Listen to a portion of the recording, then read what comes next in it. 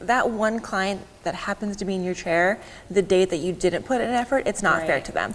They're paying the same amount of money as the client that you put in 3 hours worth of work to do your hair and makeup, but then the client that's coming in 2 days later that you rolled out of bed and decided, I'm going to put on my comfy clothes today and put my hair in a top knot, they're paying the same amount of money and they want you to look presentable.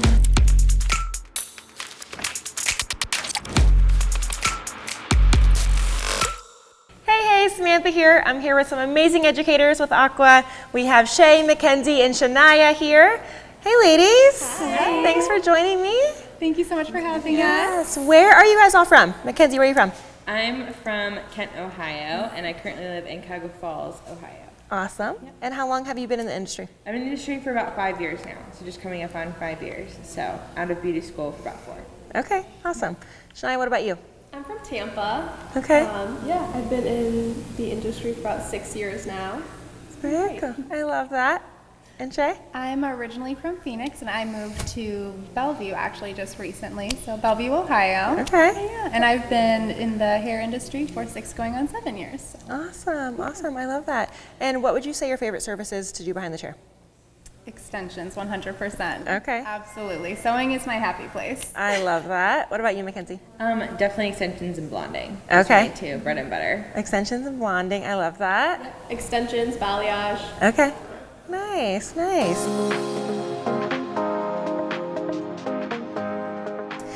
If you could change one thing about the industry, what would that be? Just one thing. You're like, I absolutely hate this. I need this to go away or change. What would that be? That it has to be this way or the highway. Yes. There is no one right way to do hair. I think keeping an open mind and just remembering that hair is completely customizable, and really just, that we need to have an open mind when we're approaching anything with hair. I totally agree. Kind of just piggybacking off of that, just making sure that we're open-minded to other stylists too, because I feel like that's, it's always like we want to compare prices, we want to know what you guys are doing, but it's also just how do you ask and how do you approach that, I guess? Yeah, for sure. What would you change, Mackenzie? I think also piggyback off of that, I would just say being more open and accepting to younger stylists. Yes. I think a lot of time I hear of other people hearing us coming to the industry and being like, oh, they're trying to jump over steps. I think just kind of being more open and explaining to younger stylists maybe about how it worked for you, but also understanding that they're coming from a whole new generation of new hairstylists and kind of putting 2 and 2 together rather than being super negative on one end and comparatively to the other end as well. Where all have we lived within the industry? As a commission stylist, suite owner, salon owner, booth renter, where have we fallen, and what are some, pros and cons that you found to live within one of those, and what works best for you? I'm a booth renter currently, but I worked for a commission salon before for 2.5 years. I think there's definitely pros and cons to both of them. There's a certain person that works great in either one. You can't say that one hairstylist should do one over the other. I think I have good insight to both positives and negatives with that. I'm very lucky now that I work more of a salon environment with being a booth runner. I kind of have the best of both worlds, so I think that works really well for my personality. But I do think some of the cons that I experience in a commission salon is kind of just what a lot of people experience, is that generational kind of, this is the way we have to do things, kind of younger people coming in, and then also trying to voice my opinion too in a respectful manner. But I also understand that those people helped build my career to where I am to be able to booth rent. So I think that I always recommend to younger stylists to go to a commission salon first and then see where it fits best for you. And then booth renting, I absolutely love it. I love being my own boss. But it definitely is a lot of hard work. You have to have boundaries and time management and money management. But it just ended up working out better for me that way. I have been in quite a few different areas. I worked at a school for a little bit. I worked at a commission salon. I went through a really great assistant program too, which I'm super grateful for, and I feel like everybody should be kind of doing that, and I feel like that's kind of a good foundation for things. I feel like that's helped me kind of go back to things when I've moved a couple times. So anybody who's moved and had to rebuild and stuff, it's hard. You have to start over and you have to build new relationships and stuff, and it's a struggle, and you feel like you're starting over, but you kind of go back to those basic and those foundations of things, just like, okay, this is how I do it, this is how I was taught, like, let me call my friend real quick and just ask her questions, like, all right, let's go back to basics here. So then I did that, obviously, and then I went into a commission salon, which was great. It was a good way to just build clientele without the stress of having your own business and having to, buy products and just put all of the business mind on. You were just like, okay, how do I build my brand type of thing? And also supporting somebody else's brand. So that was nice too. I am actually Paul Mitchell born and raised. I went to Paul Mitchell Phoenix and then started, I had a apprenticeship at a Paul Mitchell Focus Salon where I was a commission stylist. And then once I moved to Ohio is when I went booth rent for my first time, which you learn a lot about the business and what that takes, and it is a lot of work. It's a lot of time. And I'm grateful for that experience. Once I found my passion for extensions and education after becoming an educator for Paul Mitchell, like I said, Paul Mitchell born and raised 100%. And I absolutely loved being in the schools with cause students, but after about a year and a half, I just realized that it was time for me to start reconnecting with, like-minded professionals who had the same passion that I did with extensions. So now here I am with Aqua, which has also been an incredible experience. But I have been booth renting for the last 2.5 years. And I've actually taken a step back into a commission salon, which I don't think you hear very often. Usually when I say that, people are like, wait a second, you went back into a commission salon? And I did, and I really love it because it's kind of taken that business pressure off of me. So now I'm able to really focus on what I'm doing here, and I'm able to focus on education for myself. So when I'm showing up in class, I'm able to bring my A game for my learners, and that's my focus for right now. Yeah, I love that. Absolutely. And I think that as an industry, there is this pressure, right? Like you work in a commission salon and then you need to go booth rent or open your own salon, or, what's the next thing? Sometimes there is no next thing. Like it's okay to be a commission stylist forever. Like it's totally fine. You can make phenomenal money as a commission stylist. And like you said, there's not that pressure and that responsibility like you have as a renter. And it's okay if you're a renter and you don't want to be a salon owner. Like it's totally fine for you to just be responsible for yourself. And it's fine if you want to be a renter in a salon or a renter in a suite, right? So I just think just getting rid of that stigma that you have to do the next thing. It's okay to be where you're at, and it takes all of us to make it go round, and you can be very successful at every route. And going, from a renter to a commission stylist isn't going backwards. Like I think we have to remind ourselves that, right? And I'm sure there's parts of you and parts of all of us that think that it is, but then really I think it's a step in the positive direction. It has because been for me. yes, It's like been you said, incredible for the me. responsibility load goes down significantly. It frees up your time, it allows flexibility, and allows you to still make a great living working for and with somebody else. With children, with being married, with having other positions, how have you found, all three of you, found the balance to work behind the chair, to have a personal life, to travel and educate, to have a family and maybe a future family? How have you found that to navigate over the last few years? I think I'm just kind of starting to figure that one out.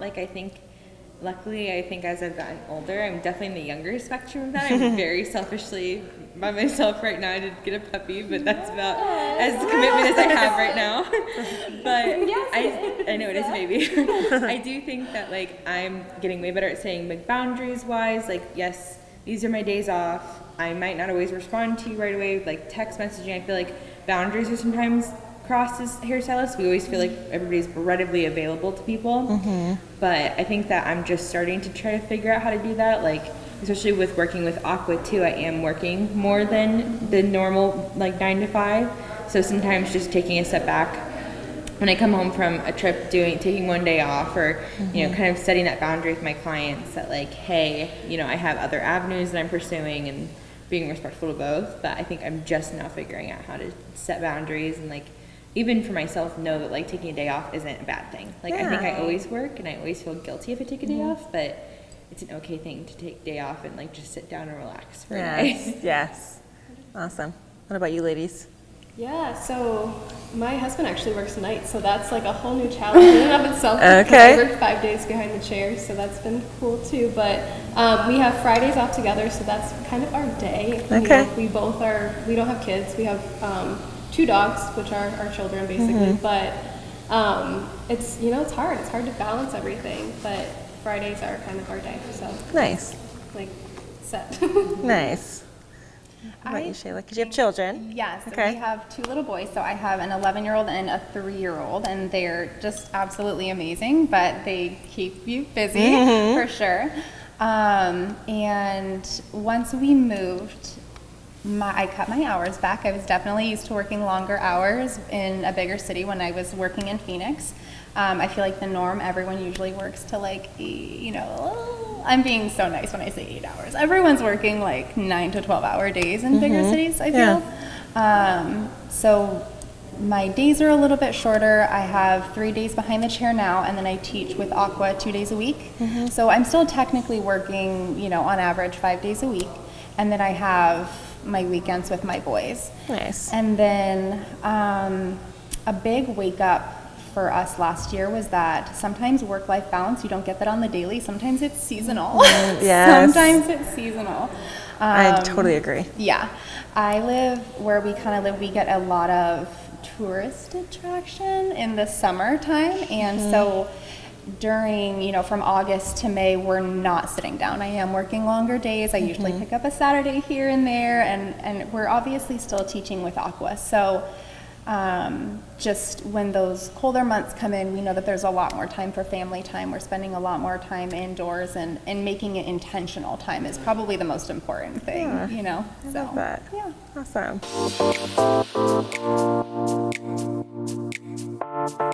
Okay, so tell me your craziest salon horror story. Like big hair fail. Everyone's got one.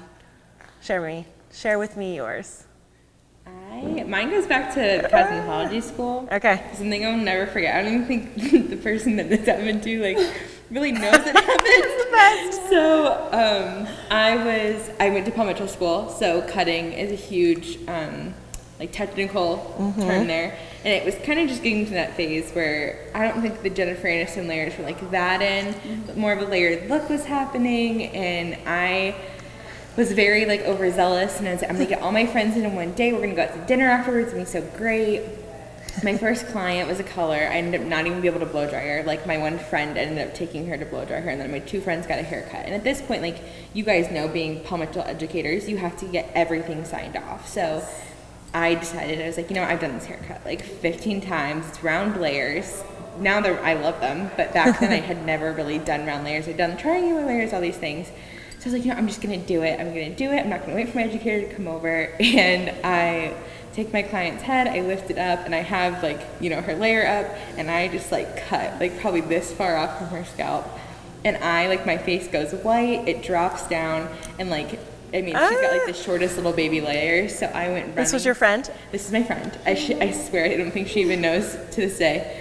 And I dropped the layer, and I ran over to my cutting educator, and I was white ghost face. She's like, what did you do? And I'm like, I don't know how to fix it. Started crying and everything. And then she came over and ended up just cutting a new guide for me, and kind of just blending it a little bit. But to this day, that is probably the one thing where you just drop your stomach, and yeah, so I never told her about it. I just kind of hid the hair and dropped it behind my back. It was I'm not going to say anything.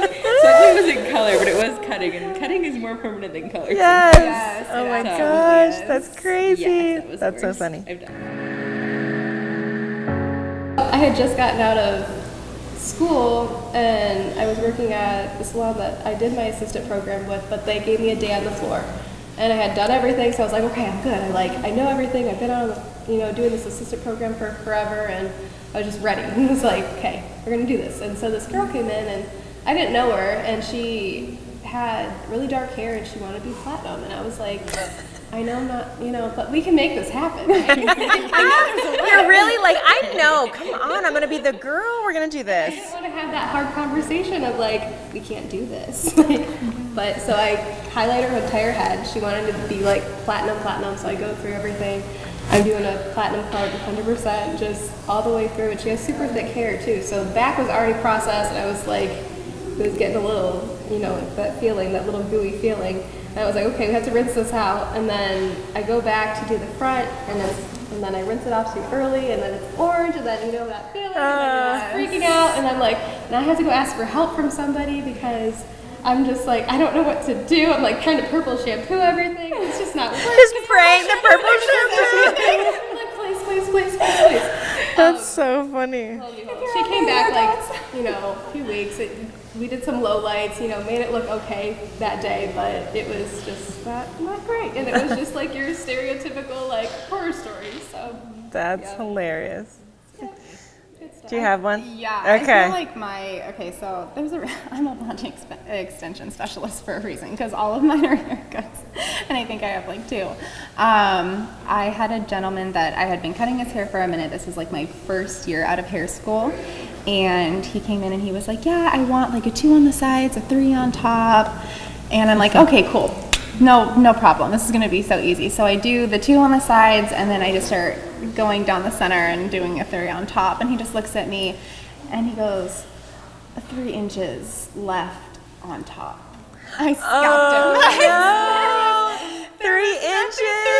3 inches left on top. And ever since then, I look at people and I'm like, shears, clippers, 3 guard, 3 inches left on top. Do you want me to cut 3 inches off? Do you want me to leave 3 inches on? Do you want me to use a guard? And I'm always so cautious to show people it's so scary, but That is hilarious. And then I went through a phase with undercuts for a while. So we'll leave it on that.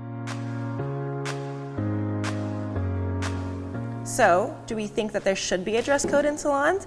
Do we think that should be a free-for-all? If there is a dress code, what should that look like, right? Where do you stand on it? I say to an extent, yeah. Okay. I really do. And maybe I sound kind of dated here, but I think we're in the beauty industry, so I think, and this is just my personal opinion. When I walk into a salon and I'm looking for someone to do my hair, I'm looking for someone I'm looking at your clothes, I'm looking at your jewelry, is your hair done, is your makeup done? I don't mind the tattoos, I don't mind the piercings, that's okay. Are you trendy? Are you up to date? Do you know what's in style? Yeah. You know what I mean? That's the stuff that I'm really looking for.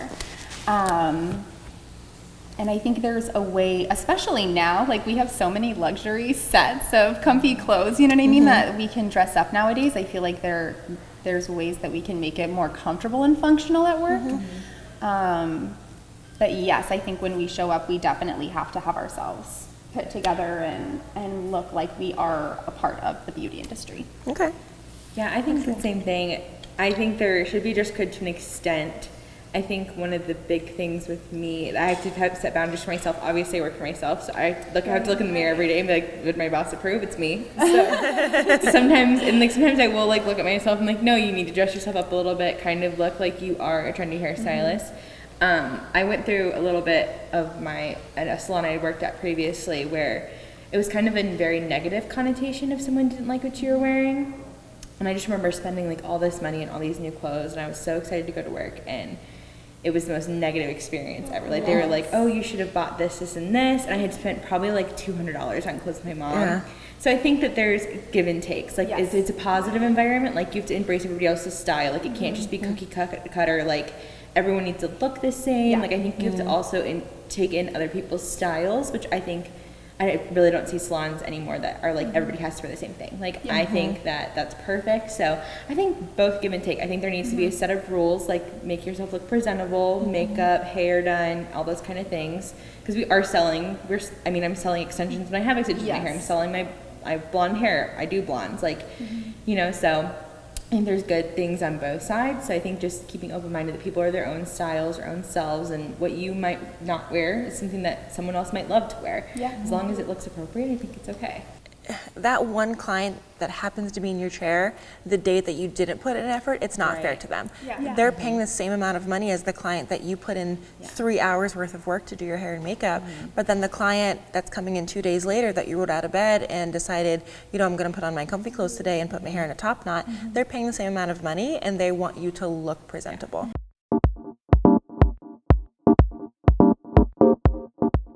Think back to when you were a newbie stylist, right? Fresh out of the gate. What is a piece of advice you would give to new stylists entering the industry or new stylists ready to take the next step to be an educator? What is something that if you could rewind, you would love to know? I think one for me is just you're never too young to do something. Like, I think that I did Aqua and I was like, oh, I'll never be able to do this job because I'm young, and it's been like the best experience of my entire life. So like, never like say that you can't do something. Like, always go into it with an open mind, just apply. I always tell everybody that like just the most you can do is just put yourself out there. So I think that that's something I always put pressure on myself, that like I'm so young, like how am I able to do this? And like literally I'm living like the life of my dreams right now. So I think that's like the biggest thing, like just have lucky, like always just tell yourself you're so lucky, like just go into this industry with so much open-mindedness, like it's never a bad thing, and just always put yourself out there. That's the biggest thing I can say. Yeah, I agree. I love that. Yeah, just find what you love, and you have to try a lot of things to do that. I feel like you just have to figure out what it is that makes you excited, you know? I think we can all get caught up in just, you know, doing our, which we love these clients that come back, you know, every 4 weeks, and they're just, you know, stereotypical, let's trim the bottoms real quick, but just find what you love and keep doing that. Yeah, I love that one. What about you, Shay? I would say throw perfection right out that window, because you're going to have one heck of a time chasing her down. She's overrated. And just ask questions. Be open to always learning more, and let yourself make mistakes, especially when you're in school, especially that first year, because that's the time to do it, when you're in that environment and you're surrounded by that guidance. Make those mistakes, ask those questions, because those are our most teachable moments. Yes. Continue to like respect yourself through that process, and it's not always easy, and you're like, I feel so stupid, like I don't know how to do this, and it's like, of course you did it, you're learning it. Like, And you're not going to know until it happens. Yes, you know? just think So- everyone started there. Everyone, every amazing person in our industry started exactly where we all did. So just allowing yourself to get to that point. I don't know a single stylist that's like, I left cosmetology school and I knew everything. I didn't have to go back. And if they say that, they're Sometimes they say that. If they did, no, they didn't. yes. Awesome. Well, thank you, ladies, so much for joining me. This was so phenomenal. And cheers. Cheers. To 2023. Cheers to 2023.